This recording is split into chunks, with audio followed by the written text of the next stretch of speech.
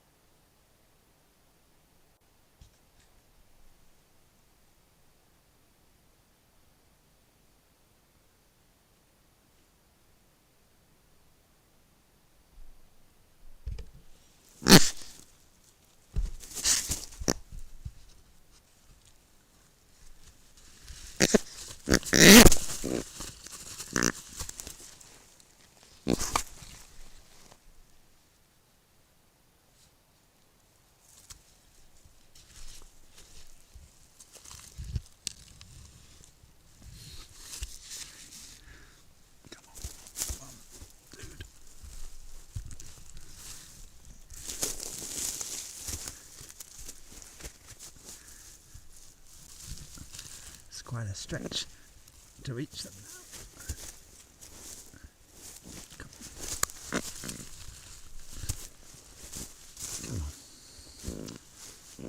Yeah.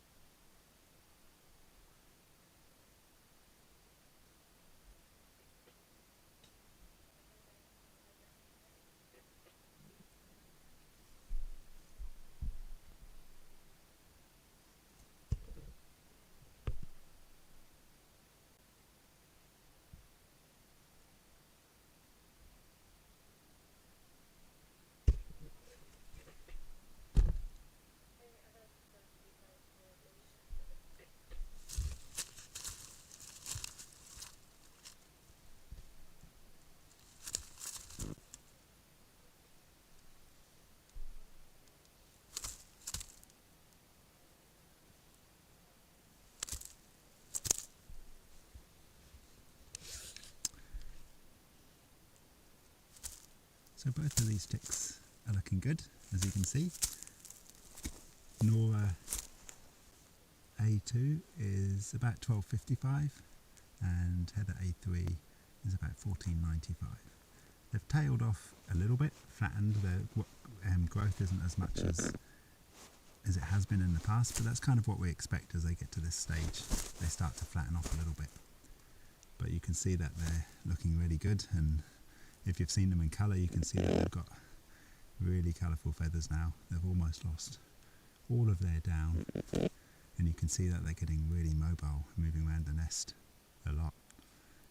And you might start to wonder what happens next. Well, soon they'll start to wander towards the entrance of the nest, which is just to the right of the camera as we look at it. And these guys are 48 days old, so it's still a little bit early for them to come out of the nest. The youngest we've normally had is around about sort of mid-50s, 55 days or so. But certainly by the time they get to the early 60s, so within the next couple of weeks for these, you might start to see them wander out of shot and they'll be out of the nest. And they won't leave and never come back. They'll leave for a little bit and then pop back in again, but they'll spend longer and longer, more and more time outside of the nest. And eventually they'll fledge, and we define fledging as when they leave the nest and roost outside for the first time. And that's normally around about 70 or 75 days old. So in the next couple of weeks you'll start to see these chicks change quite a bit. And when they leave the nest, we still want to keep an eye on them, and so like every other Kākāpō, they will get a transmitter. We'll fit them on a little backpack, so strings under their wings, and the transmitter sits in the middle of their back. Weighs about 40 grams and it enables us to find them. And we will track them, we'll check them up on once they've fledged, they've left the nest. We'll check them around about every 4 days or so for the first week or two, and then it'll be about every week after that. We'll go and give them a little health check, weigh them when they're outside of the nest, living out in the bush here. These transmitters that they'll get are also smart transmitters. It's the first time we'll have had smart transmitters on Kākāpō chicks, and that enables us not only to find them but also monitor their activity as well. So we can remotely get that information because the information is transmitted from the transmitter to the data loggers that we have around the island, which are all connected in pretty much like a big Wi-Fi network. It's a low frequency radio network, goes to the hut where we've got a gateway computer which then connects to the internet, so we can get that information wherever we are. We can keep an eye on the activity of these guys. It's a little bit like every Kākāpō has its own little Fitbit, little smartwatch. It enables us to track how active they've been, which is great for these because we can see if they get in any trouble. Sometimes we've had chicks stuck, for example, before they get themselves in a little spot of bother. We'll be able to pick up that sort of thing, and we'll be able to pick up any sickness as well, which we use for our adults too, and it's been really useful to try to be able to keep an eye on them when we're not necessarily there. So it enables us this year to have an extra handle on them, in a way that we can keep an eye on what they're up to, even if we're not physically checking them. Because they've got quite a lot to do when they leave the nest. They've got to learn how to eat. Mum's been feeding them, but they'll learn to start to forage on natural foods. Kākāpō eat a wide range of vegetation. They'll eat leaves, they'll eat fruits, they'll eat fungi, they'll dig up roots. So they eat a range of foods. And these guys will also eat supplementary pellets as well, which we provide to them. On my way up here tonight, I came across Rakiura. She was at her feed station getting some food, and so she's feeding that to the chicks in the nest. She'll continue to feed that food to the chicks once they leave the nest, and she will hopefully teach them how to use a food hopper as well, because we're providing supplementary food on Whenua to make sure the females and the males are both in good enough breeding condition, and also to give the mothers enough food to feed their chicks. And that's really important in years like this year when we've had a really big rimu crop, which has meant the Kākāpō have bred, but the rimu hasn't ripened, and so there's not enough food for the females to feed their chicks, so they really need that supplementary food. And a big shout out to all our volunteers who are the ones who drive that supplementary feeding on the island. A big shout out to all our volunteers who are the ones who drive that supplementary feeding on the island. They go around the island in all weathers providing the food for the females and for the males, and it's really, really important at this time. And also a big shout out to our volunteer cooks as well, who do a fantastic job of keeping us all fed. And I've just come up here with an amazing meal cooked by our cook Faith tonight, so that's great. And a big thank you to you guys for watching, and thanks for sticking with us. Sorry we've had some problems with the camera over the last few days. It's autumn here in New Zealand, the sun's lower in the sky, we've had some pretty average weather, which means that the batteries haven't got as much charge as they need to be able to run the cam, and so that's what so you can see these guys' final few weeks in the nest. And we've also been thinking about ways in which we might be able to keep you up to date on what these chicks are up to once they've left the nest as well. So it's you might have just heard a thump. That was a petrel coming through the canopy and landing on the ground nearby. Yeah, so thanks so much for all of you for watching. It's been really cool to be able to bring you a small part of a Kākāpō breeding season. It's been exciting for us to see inside a nest and see some of the things that have happened, like we've never watched a Kākāpō lay an egg before, and so that's been really exciting for us, and we get a kick out of seeing how much you guys have enjoyed it and enjoy reading your comments. So thanks everybody for watching. I will sign off here and leave you to watch these guys roaming around. They're so active. I really don't think it will be that long before they're heading up out of the nest. Cool. Thanks everybody.